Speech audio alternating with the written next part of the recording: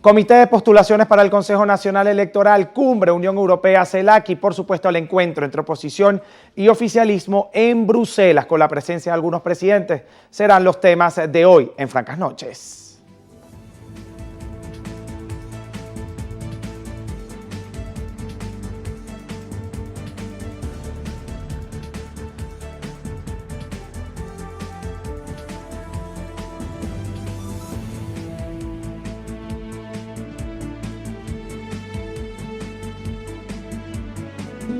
Francas Noches Venezuela, feliz de saludarlos a ustedes desde este estudio de Canal I que le abre la puerta a la televisión informativa que tanto Venezuela merece. Para mí es un honor acompañarlos el día de hoy en esta cita franca de 7 a 8 de la noche. Ustedes no pueden cambiar de canal.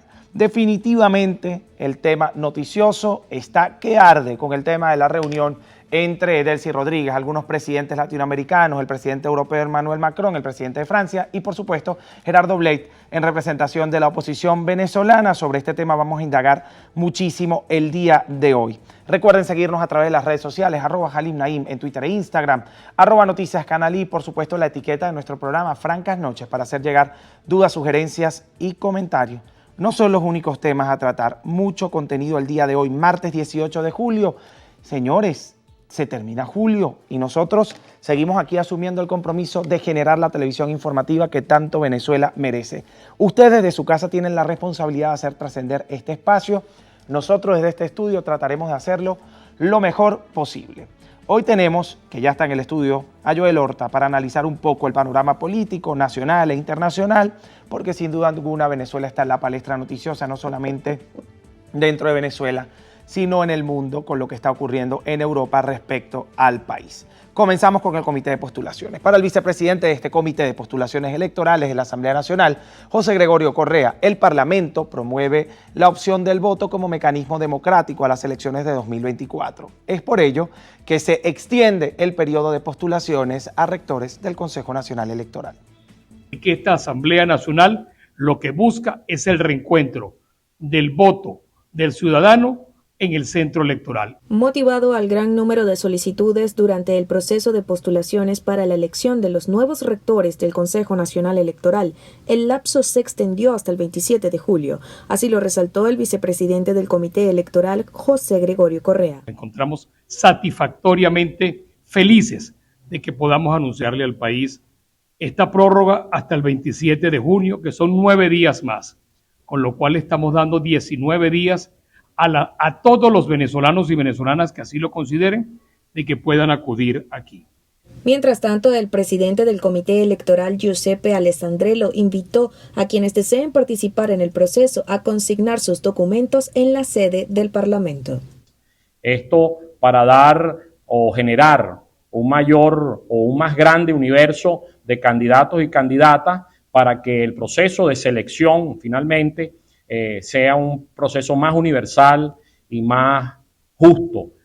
Cabe destacar que los interesados en postularse deben cumplir con los siguientes requisitos: ser venezolano mayor de edad, estar en pleno goce de sus derechos civiles y políticos, haber obtenido título universitario y no estar vinculado a organizaciones con fines políticos. Oriana Cabello, Canal I.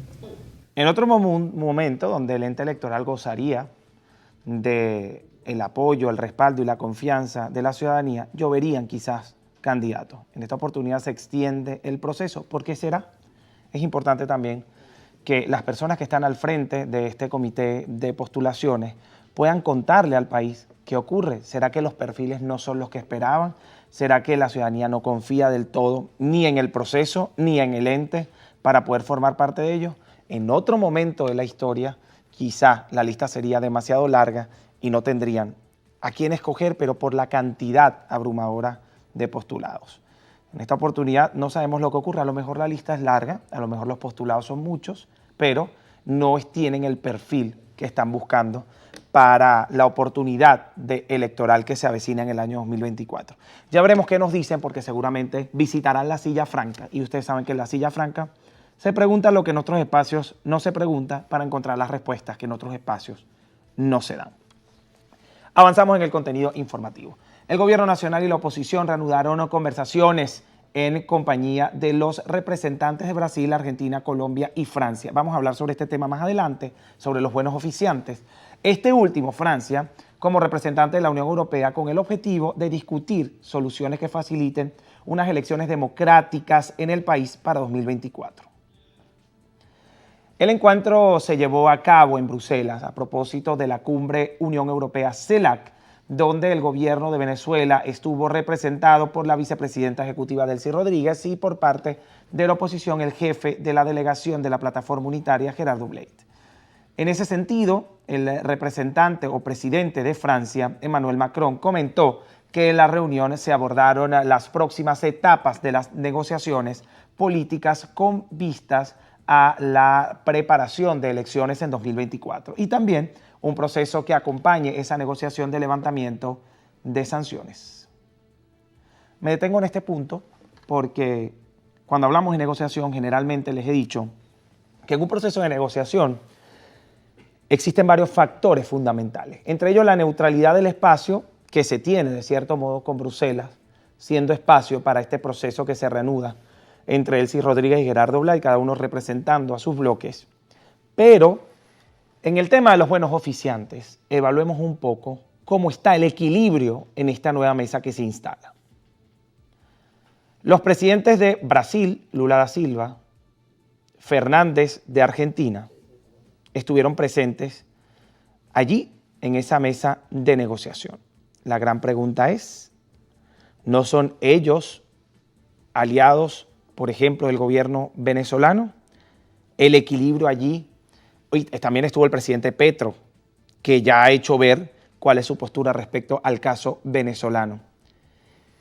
Si vamos a hablar de buenos oficiantes, como se evalúa en cualquier proceso de negociación, según las teorías de negociación, cada una de las partes propone un buen oficiante para el proceso que se está viviendo.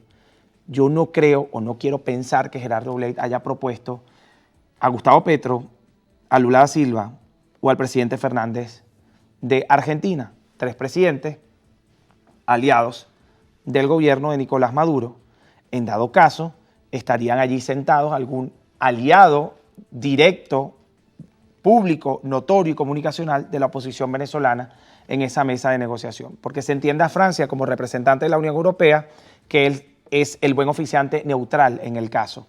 Es decir, el equilibrio en buenos oficios no existe dentro de esa mesa de negociación, o por lo menos así se puede interpretar viendo a los actores que se vieron en el video donde estuvo presente la vicepresidenta Delcy Rodríguez y el representante de la plataforma unitaria, Gerardo Blade.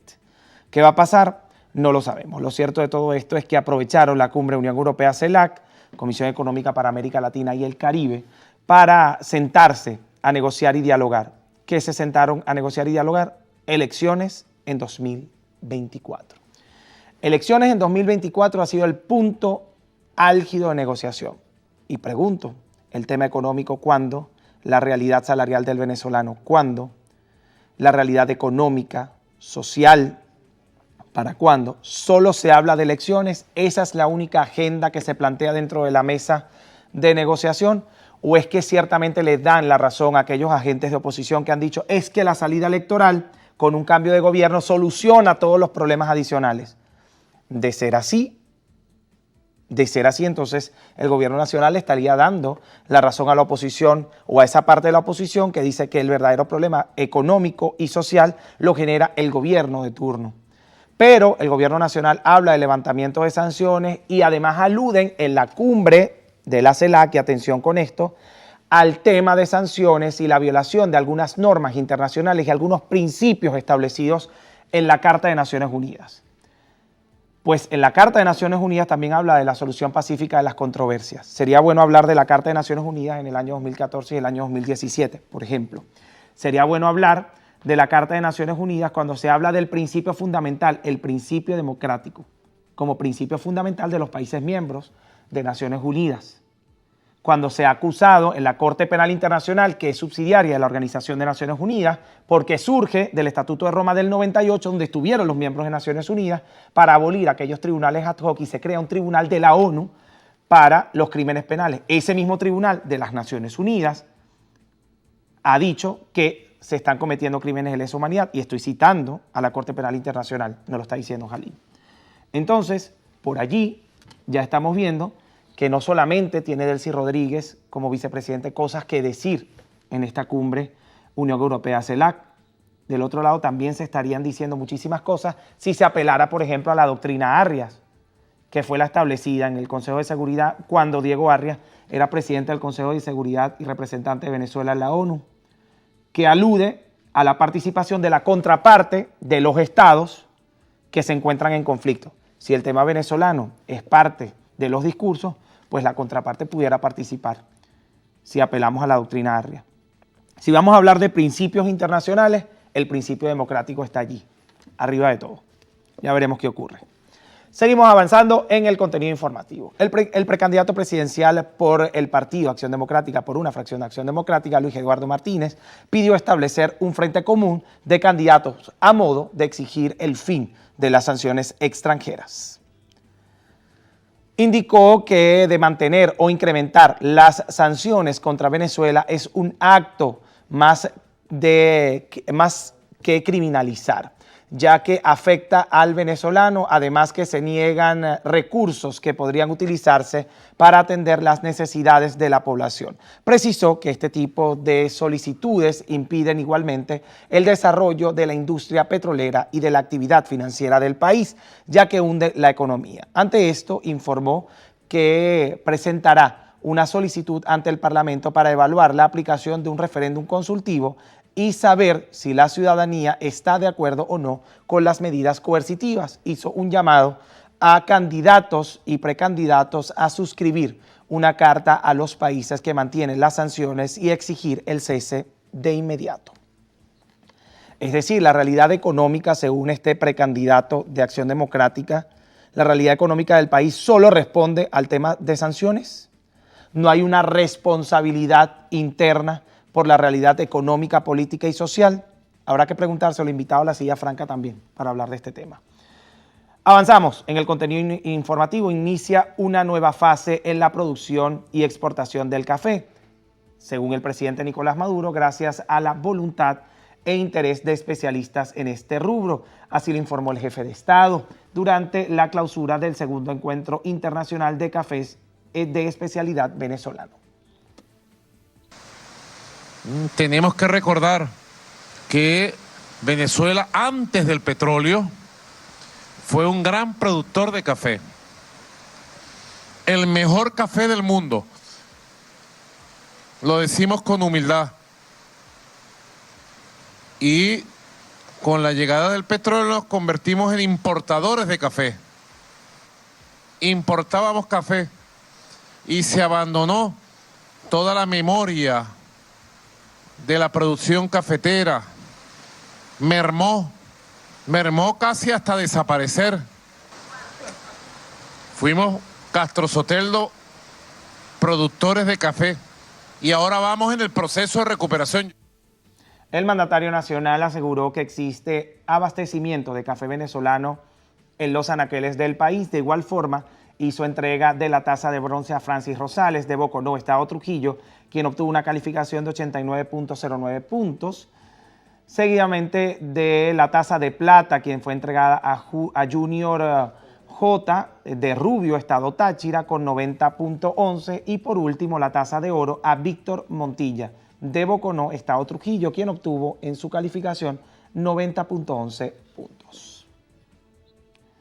Señores, toca la pausa. En la próxima parte tendremos con nosotros en el estudio a un analista político que ha sido bien interesante en los últimos días. Hablamos con este analista sobre la realidad de la política nacional. Vamos a hablar un poco también sobre esta cumbre. Vamos a hablar sobre la locución de Delcy Rodríguez en esta cumbre. Él es abogado y analista. Joel Horta está con nosotros en su segmento favorito, La Silla Franca.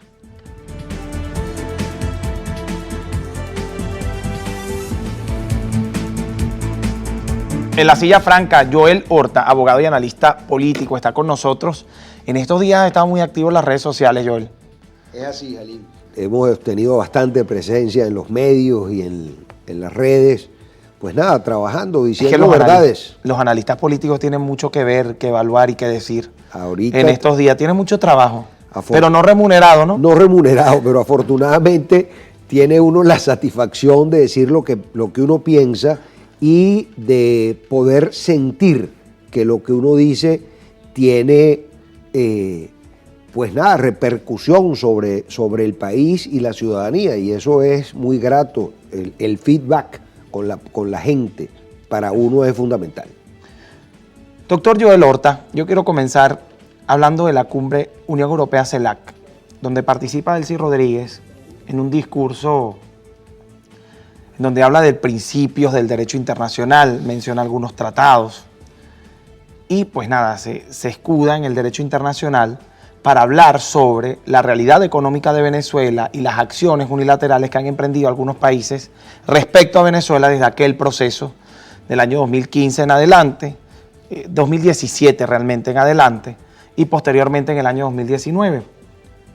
Estos principios del derecho que plantea, si bien son ciertos, no están por encima de otros principios que han sido los alegatos constantes de aquellas naciones que han ejercido estos planes unilaterales y de la oposición venezolana en estos espacios internacionales.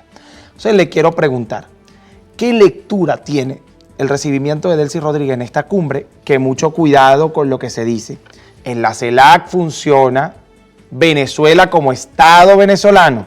Por lo tanto, cualquier miembro del Estado venezolano va a asistir a una cumbre de la CELAC, que en esta oportunidad era con la Unión Europea. Pero la CELAC se puede reunir sin la Unión Europea y Venezuela va a asistir. Toca la Unión Europea y las normas internacionales establecen que el Estado venezolano, si es miembro de la CELAC, Comisión Económica para América Latina y el Caribe, puede asistir, aunque la relación con Europa no sea la mejor. Atención con esto. Además, en virtud de la diplomacia, se saluda como se tiene que saludar.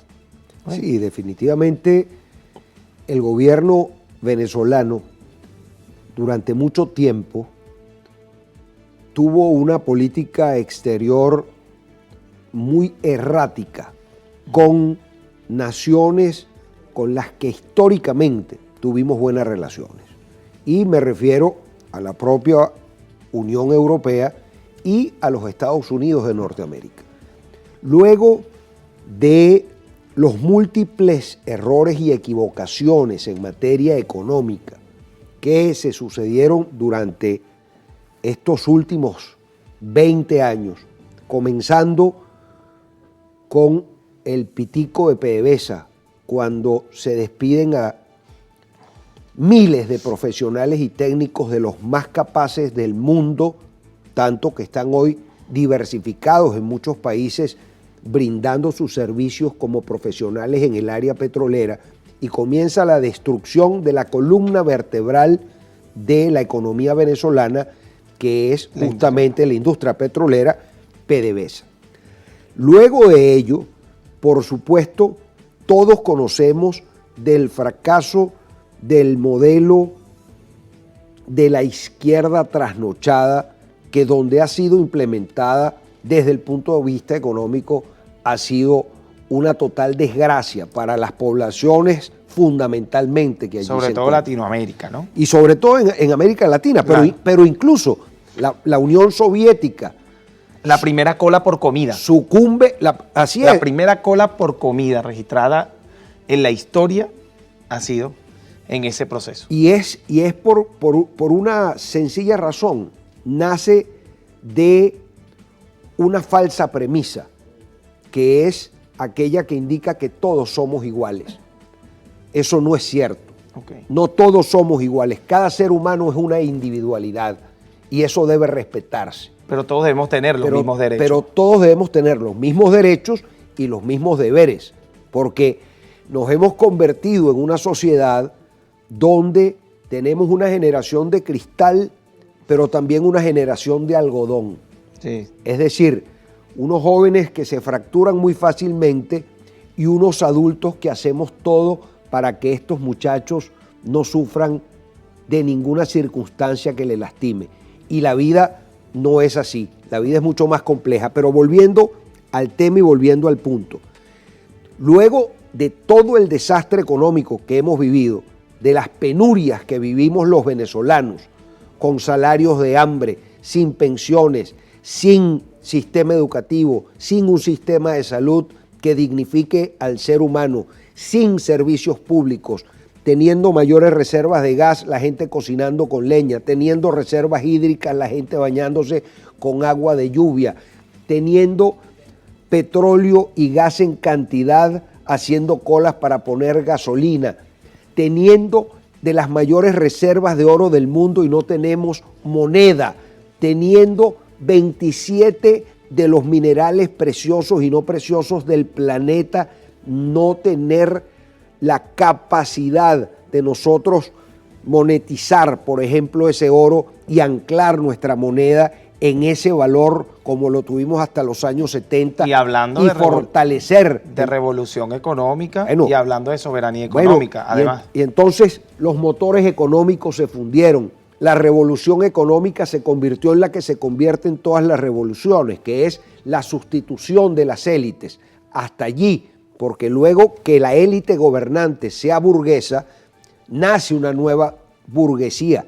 Por eso, sin dejar de lado que el modelo monoproductor y dependiente del petróleo viene desde mucho antes, no lo pudo abolir los 40 años previos a la revolución del siglo XXI y tampoco lo pudo abolir la revolución del siglo XXI. Por una sencilla razón, tristemente no entendimos que el negocio petrolero no puede ser mera extracción. Los Estados Unidos de Norteamérica son el mayor productor de petróleo del planeta. 11, 12 millones de barriles diarios. Sin embargo, es un gran comprador de petróleo porque lo requiere para su industria, para su desarrollo. Ese negocio de extracción a Venezuela le quedan entre 80 y 100 años, pero el negocio petroquímico será eterno, es decir, los derivados del petróleo lo utilizará la humanidad. Y oportunidades de recuperación existen, de eso estamos claros. Ahora, ¿cómo llevamos esto a esta cumbre de la Comisión Económica, además, para América Latina y el Caribe, con la Unión Europea, con quienes las relaciones no son las mejores, aunque se están haciendo ciertos intentos? Fíjate, ¿no? Yo te diría, Gialin, que nosotros tenemos que pedirle tanto a la Comunidad Europea como al Departamento de Estado y al gobierno norteamericano aquella vieja frase: compadre, no me ayudes. Yo creo que los venezolanos estamos en la necesidad, tanto el gobierno como la oposición, de asumir nuestros errores.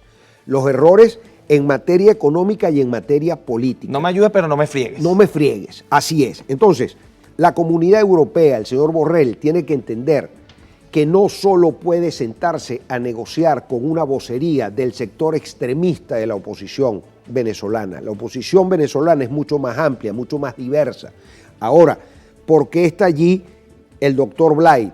Bueno, porque está representando básicamente al gobierno de los Estados Unidos.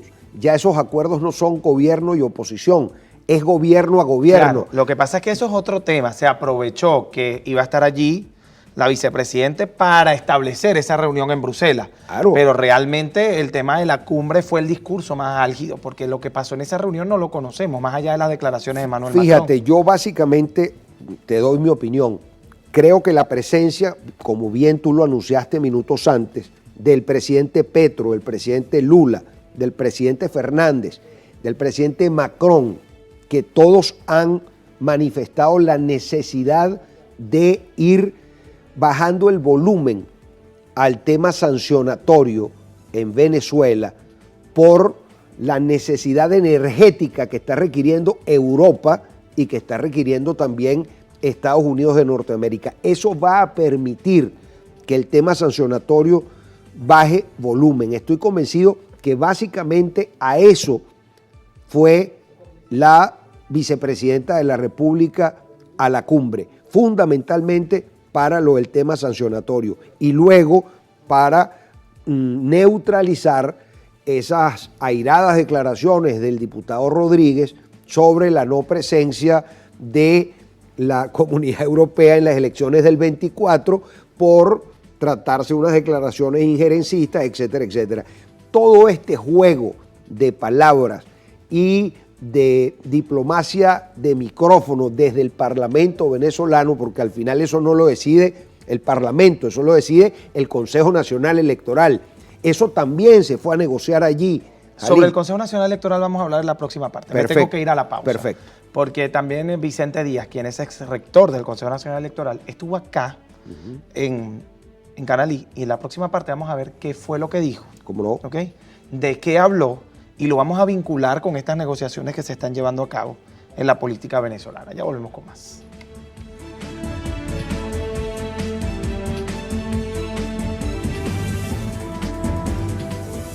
Continuamos hablando con Joel Horta después de revisar esta información. El vicepresidente, el exrector del Consejo Nacional Electoral, Vicente Díaz, indicó que el gobierno interpone barreras mediante las inhabilitaciones a candidatos con el propósito de obstaculizar y retrasar la salida electoral durante los comicios presidenciales programados para 2024.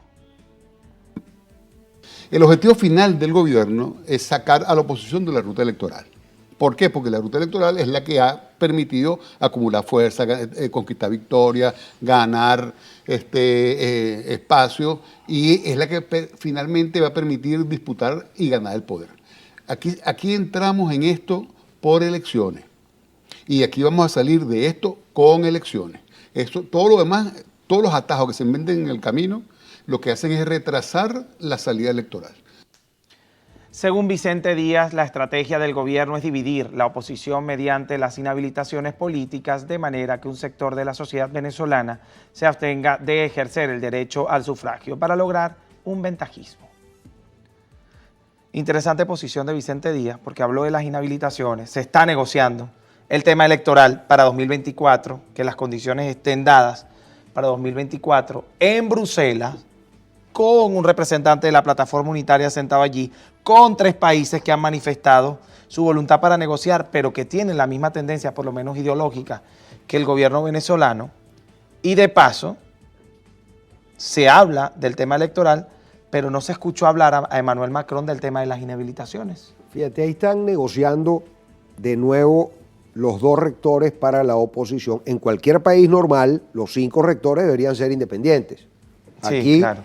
evidentemente, ojalá estemos en el mismo escenario del anterior CNE, donde existan 3 rectores. El que renunció. Claro, 3 rectores para el gobierno, 2 rectores para la oposición, que es lo que está peleando el G3, que quiere que los 2 sean para él, y sin embargo hay un sector de oposición que no se siente representado en el G3, que también aspira a un rector.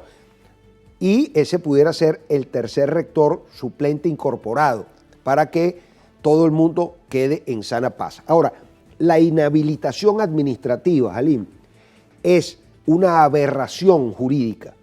Sin embargo, es una realidad política. De modo que esa espada de Damocles va a estar sobre la cabeza de todo dirigente radical que el gobierno sienta le estorba. Ok, perfecto, pero se están reuniendo en Bruselas, donde se supone que es tierra neutral, y cuando usted comenzó a hablar del proceso de Bruselas, hablaba sobre el radicalismo del sector de la oposición que está representado allí en Bruselas.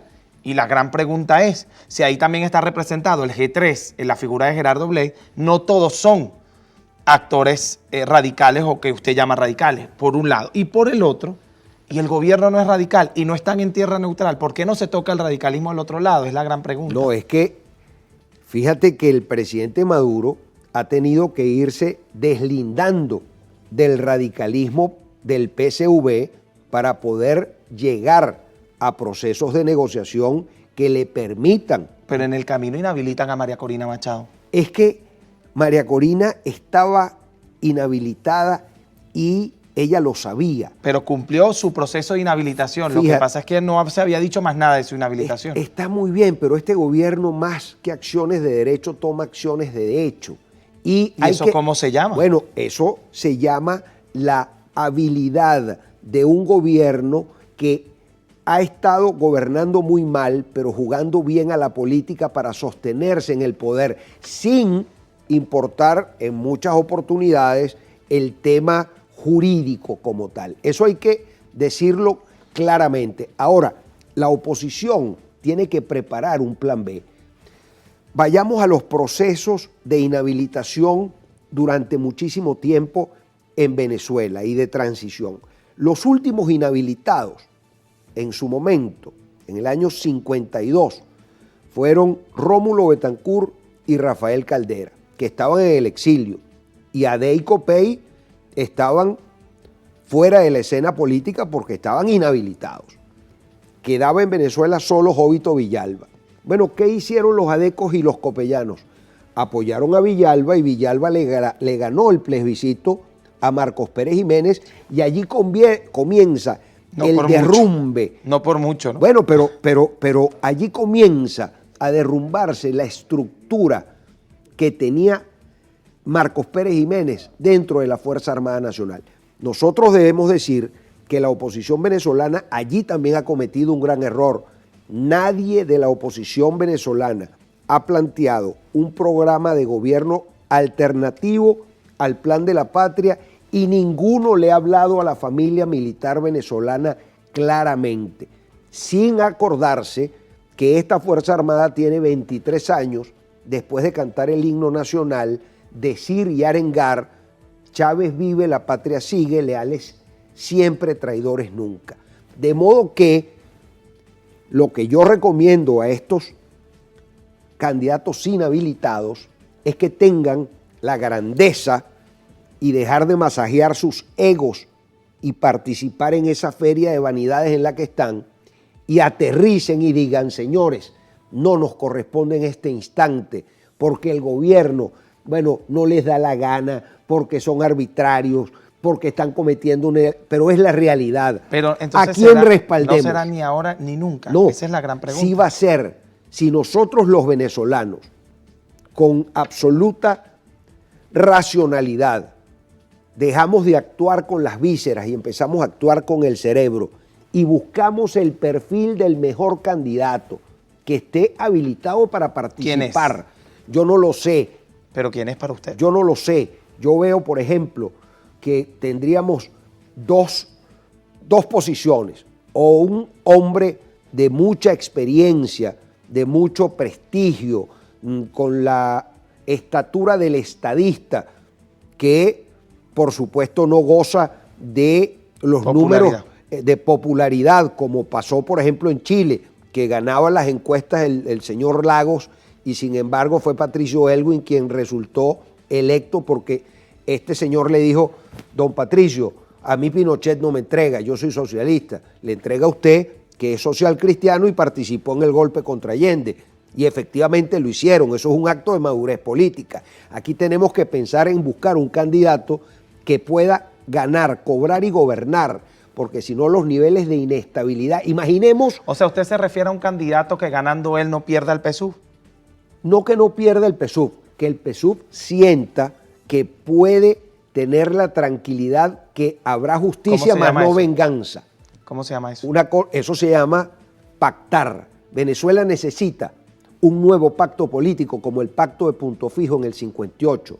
¿Por qué? Porque así como se agotó la Cuarta República, se agotó la Quinta República. No, pero yo digo, ¿cómo debemos se llama construir la acción de inhabilitar al que no me convenga como gobierno, por ejemplo? Bueno, la gente dice que están haciendo... O de haciendo, que sea candidato al que más me conviene como gobierno. Óyeme, la gente, si el gobierno como este le dicen que es tiránico, otros le dicen que es dictatorial, bueno, le dan unos epítetos bastante duros. Sí.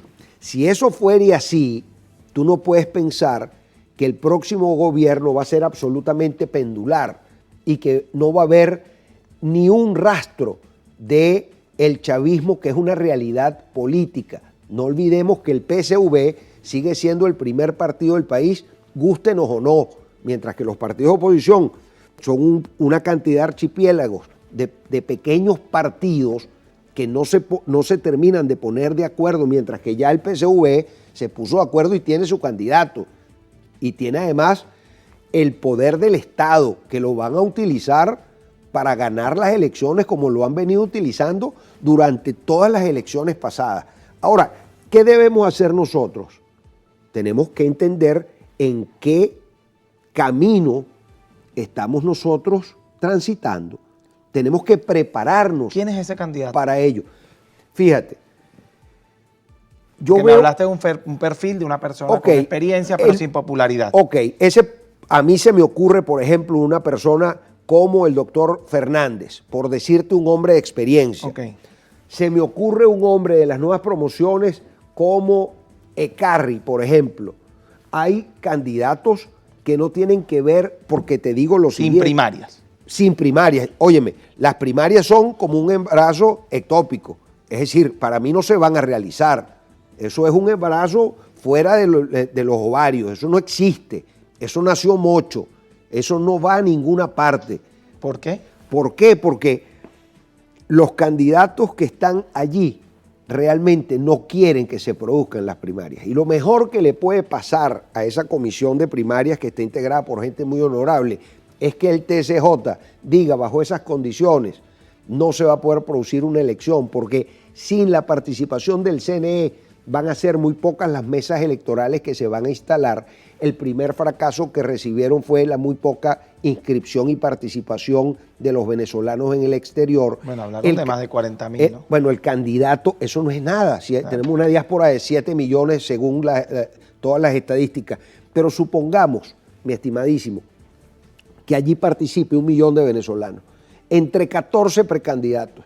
El que gane salga con una base electoral de 200, 300 mil votos. Lo primero que va a advertir el gobierno, ahí está, ese es su candidato batequebrado. Yo arranco con una base electoral de 4 millones de votos, que son los militantes duros del PCV. Entonces, tenemos que jugar con mucho más inteligencia.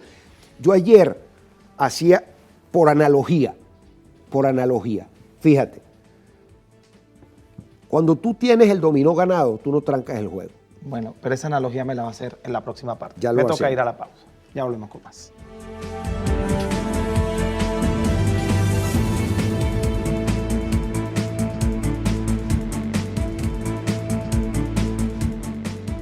Seguimos conversando con Joel Horta en la silla franca. Y esta silla franca dejó una analogía del tema del dominó. Así es. Y la queremos escuchar. Fíjate tú sabes que este es un país muy lúdico y la gente juega dominó. Cuando tú tienes la mano ganada, tú no trancas el juego. En el truco hay una jugada que se llama la reservada. Tú tienes el perico, la perica y un 7 de espada o 7 de oro. Esa es la mejor mano en el truco. Pero si tú no la cantas en el momento indicado, la pierdes y pierdes el truco. Contra un bastillo, una espadilla y un 3, por decirte algo. Pero tú tienes oposición, un gallo puertorriqueño bien bonito, bello el gallo. Pero el gobierno tiene un gallo tuerto, pero lo está bañando y lo tienen botado. Y conoce la cancha donde van a soltar esos gallos. Si tú no preparas bien al tuyo, ese gallo tuerto te mata el tuyo. Y si nos vamos al coleo, la oposición tiene un bellísimo cuarto de milla, espectacular, con unos aperos importados de Houston, preciosísimos, pero sin jinete. Mientras que el gobierno tiene un caballito criollo con un indio ladino encaramado ahí, descalzo, que conoce las mañas del caballo y conoce dónde están todos los huecos de la manga. Entonces te va a agarrar el rabo del toro más rápido. Y si las bolas criollas, vamos a las bolas criollas ahora. El gobierno tiene el arrime. ¿Por qué? Porque tiene el mingo y lo pone donde quiera. Las inhabilitaciones, por ejemplo, ese es el mingo. Él lo pone donde quiera. ¿Qué tiene que buscar la oposición? Buenos bochadores y dar un boche clavado. Si la oposición se empeña en arrimar, va a perder la jugada de bolas. A lo que me refiero es que lo que tenemos que cambiar es la estrategia. El gobierno tiene clarito su juego, mientras que nosotros seguimos divagando, nosotros seguimos pensando en pajaritos preñados. Nosotros tenemos que hacer política real, política cierta, pragmatismo en la política. ¿Usted critica las primarias porque considera que no van a hacerse o las critica porque considera que es un mal plan?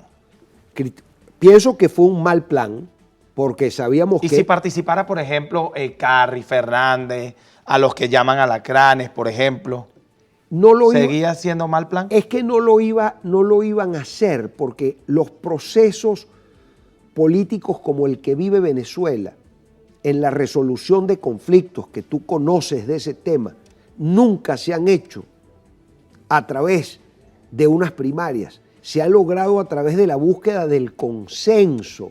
¿Cómo eligieron? Bueno, Capriles fue candidato por primaria. Está muy bien, pero no estaba la oposición en el conflicto en el que está metido hoy día. Y Capriles además tenía, más nadie prácticamente en ese momento quería ser candidato, porque Chávez era en ese tiempo un monstruo y los demás todos arrugaron, y fue valiente en ese momento. Hoy no hay un gobierno Capriles. monstruo. Hoy no hay. Un gobierno monstruo. No, hoy no hay un gobierno monstruo. ¿Es el peor momento del chavismo? Yo pienso que no. Yo pienso que estamos de nuevo en el nivel del empate catastrófico. Ninguno puede aplastar al otro, Claro. ni el gobierno. El Capriles Maduro. Es correcto, Ok. es correcto. Ahora, se ha generado un gran centro político porque el 80% del país no quiere saber nada, ni del gobierno, ni de la oposición tradicional. Eso lo dicen todos los estudios de opinión. ¿Hacia dónde debe ir entonces quien quiera ganar las elecciones? Hacia la búsqueda del consenso en torno de un candidato unitario, porque no habrá candidato único de la oposición, habrán 3 o 4 de distintos bloques, pero habrá uno que podrá arrimar para sí, aglutinar para sí el mayor número de electores, y ese candidato tendrá un chance enorme de ganarle al candidato del oficialismo por una sencilla razón. El voto del chavista, el voto chavista se ha deslizado de 8 millones de votos a 3,5 millones. ¿Qué haría usted en la posición de María Corina Machado, por ejemplo? Siendo María Corina Machado, me daría una ducha de estadista, de humildad. ¿Tiene chance después de ser presidente?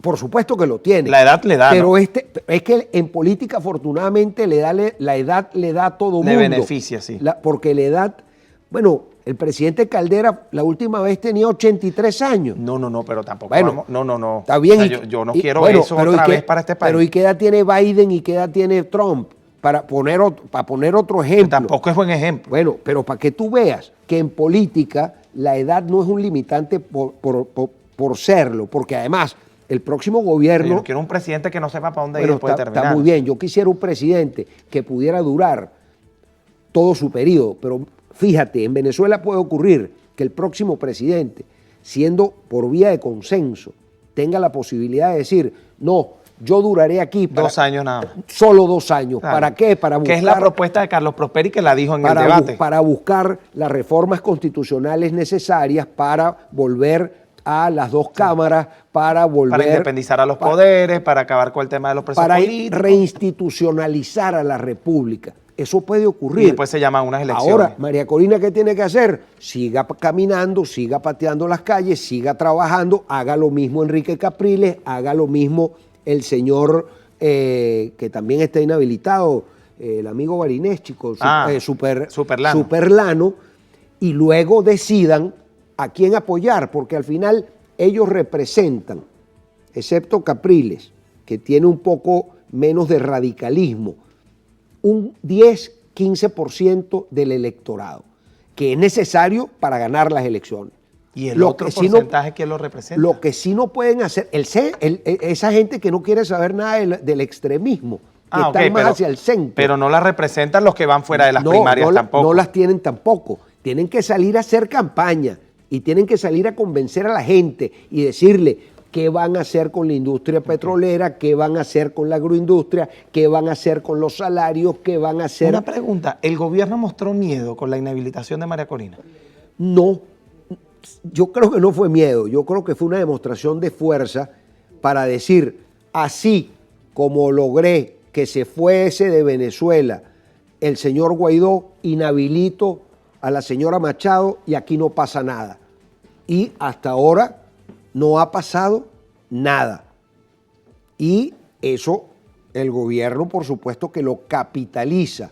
¿Por qué? Porque allí mismo, dentro de la oposición, el día que la estaban inhabilitando, seguramente habían muchos brindando y muchos alegrándose. Bueno, porque por ahí dicen que algunos pidieron la inhabilitación. Por eso, lamentablemente, la canibalización de la oposición venezolana es lo que ha permitido que el gobierno se sostenga, porque ha utilizado el principio maquiavélico de divide y vencerás. Y de manera infantil, la oposición venezolana le ha caído en el juego permanentemente al gobierno y ha entonces llamado a la abstención, ha permitido, como lo hizo en el 2005, que el chavismo se apoderara de la Asamblea Nacional en un 100% y armara todo su tinglado jurídico político para tener todas las estructuras del Estado en sus manos y hacer lo que le viniera en ganas. Por eso el llamado tiene que ser a la participación, a la convocatoria del voto, a que la mayoría de los venezolanos participemos. Creo que es el momento en que los partidos políticos de oposición tienen que ver cómo inscriben a los cerca de 3 millones de nuevos votantes que no están todavía inscritos y que casi el 90%, dicen los estudios de opinión, votarían por la oposición venezolana. En vez de andar como reinas de carnaval haciendo marchas y abrazando viejitos y cargando muchachitos, deben ocuparse de la organización política para poder derrotar a un partido político que tiene jefes de calle, VC, no sé cuánto, en cada calle, organización política para ganar elecciones, que es el fin último del gobierno. Y tienen, por supuesto, los recursos, pero tampoco vamos a creer que la oposición no tiene los recursos. Recordemos que aquí hubo un sector de la oposición que manejó monómeros y que manejó a Lunasa y que manejó... Bueno, pero aquí todo el mundo se ha lavado la mano de ese tema. Bueno, y eso está mal hecho. Y el gobierno tiene que sancionar. El mismo que usted dice que podría ser un buen candidato, porque Antonio Ecarri se lavó las manos aquí. Bueno, es que ninguno de ellos se puede lavar ni el rostro. Y no lo estoy acusando de nada, pero sí le pregunté. Él dijo, yo no niego a Zapatero como mi amigo, que él dice que Zapatero es su amigo. Y a su padre lo niega como padre, porque fue embajador del interinato. Bueno, y ese pero él es un hombre loable, pero bueno, ¿cobró o no cobró? Ese interinato fue un desastre.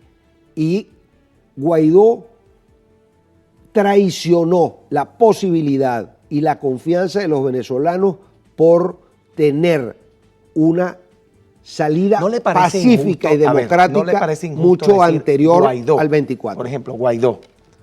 ¿Cómo? O sea, porque se ha enfrascado la gente en una agenda de Guaidó. Bueno, es que Guaidó no era solo. Bueno, es que está Guaidó, está López, está un grupo de gente que se asoció para ese interinato y realmente lo que le hicieron fue un daño terrible al país con el tema de las sanciones, con el tema además de solicitar una invasión militar a Venezuela. Esas son cosas que no pueden ocurrir. Nosotros somos nacionalistas, nosotros somos venezolanos. Los problemas de los venezolanos los tenemos que resolver nosotros, porque cuando tú tienes un problema con tu señora, tú no llamas al vecino para que te ayude a resolverlo. Y los problemas de los venezolanos, y con esto quiero cerrar, no son solo elecciones, porque lo que se habla en las mesas de negociación es de elecciones. El problema del venezolano va más allá de una elección. Pero muchísimo. Las elecciones son apenas la punta del iceberg de lo que hay que resolver en la crisis profunda que vive Venezuela. Y solo se habla de elecciones. Bueno, entonces, mucho cuidado con ese tema,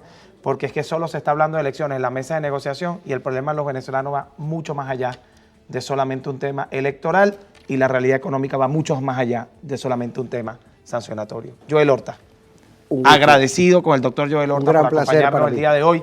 En Francas Noches, la silla franca siempre dispuesta para usted. Cuando quiera puede venir. Me recuerda la silla caliente, esta es la silla franca. Bueno, quisiera yo, ojalá algún día, salvando las distancias y con todo el respeto, ser como el gran Oscar Llanes. Así son las cosas. Así son las cosas. Señores, despedimos con un reporte interesantísimo que nos trae Dulce Feliciano. Durante el segundo día del encuentro del Congreso del Movimiento Poético Mundial fueron elogiados 22 poetas representantes de los 5 continentes para integrar el Comité Internacional.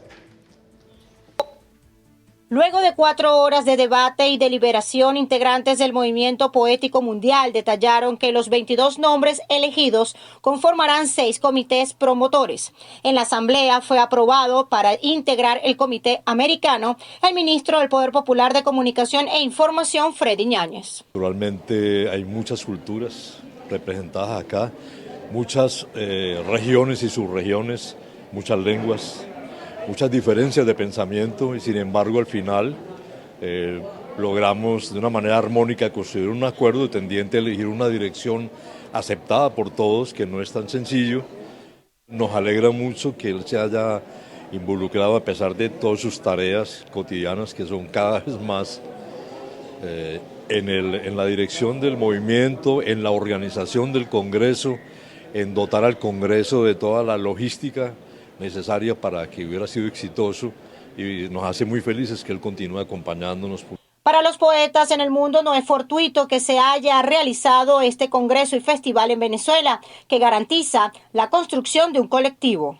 No es sin sentido, no es gratuito el hecho de que sea Venezuela, la República Bolivariana de Venezuela, la que ha acogido en su parte final este congreso, le dio todas las seguridades, toda la asistencia logística, todo el amor, todo el acompañamiento pleno que el Congreso necesitaba para producir una consecuencia tan positiva para la poesía mundial como fue construir una dirección colectiva.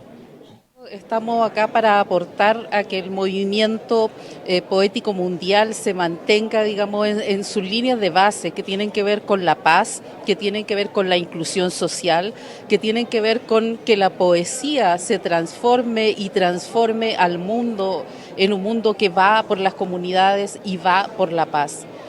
Lo encuentro extraordinario, encuentro que la acogida ha sido maravillosa, que estar en contacto con todos los poetas del mundo es una cuestión que en sí misma a uno lo enriquece. No vamos a ser los mismos después de salir de acá, después de todas estas conversaciones, y eso es gracias a que desde Venezuela y desde el gobierno de Venezuela nos han apoyado para que estemos aquí. Eso se agradece. Para este miércoles, la poeta griega Agathis Dimitrowska presentará su libro Laureles de Silencio y el álbum de Lluvia de Freddy Ñáñez por Venezuela a las 10 de la mañana en los espacios de la Librería del Sur del Teatro Teresa Carreño. Con la escogencia del nuevo Comité Internacional de Coordinación se da un paso más para que el movimiento poético mundial llegue a cada país. A la fecha, 130 naciones ya cuentan con representantes que elevan su palabra para la construcción del nuevo mundo. Desde los espacios del Ministerio del Poder Popular de Relaciones Exteriores en la Cámara de José Monsalve, Dulce Feliciano, Canal I.